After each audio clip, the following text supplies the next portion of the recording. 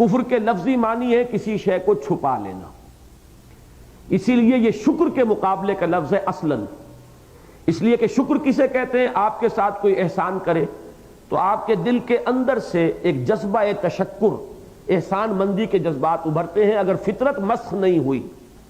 اگر کسی نے اس کو ظاہر کر دیا تو آپ کہیں گے کہ یہ شخص بڑا شکور ہے، شکر گزار ہے، احسان مند ہے، اور اس نے اس کو چھپا لیا، ظاہر نہیں کیا، احسان نہیں مانا، تو اسے ہم کیا کہتے ہیں کہ وہ کفور ہے، ناشکرا ہے۔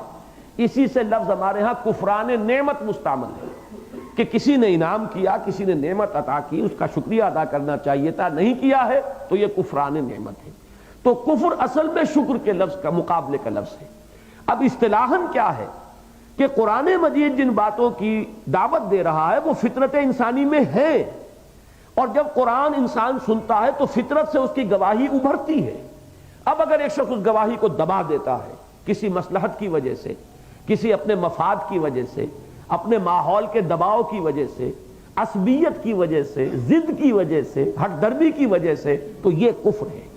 گویا کہ اس نے اس گواہی کو دبا دیا، چھپا لیا، جو اس کی فطرت کی گہرائیوں سے ابھری تھی کہ یہ بات صحیح ہے۔ اس معنی میں اس لفظ کو اب ہم جو انکار کرنے والا ہے رسول کی رسالت کا، وہ در حقیقت کافر ہے، وہ منکر ہے۔